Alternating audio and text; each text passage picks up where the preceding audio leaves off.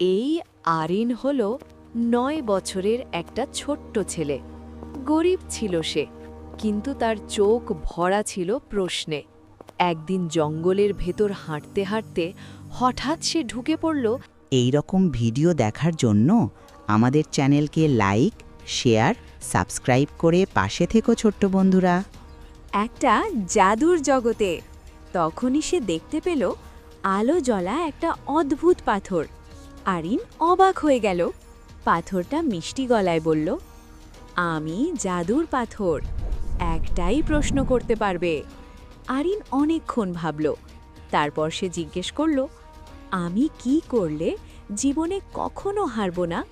পাথরটা হেসে বলল, ভুল থেকে শেখা কখনো বন্ধ করো না। আর তখনই আরিন বুঝে গেল, আসল জাদু বাইরে না, জাদু তার নিজের ভেতরেই।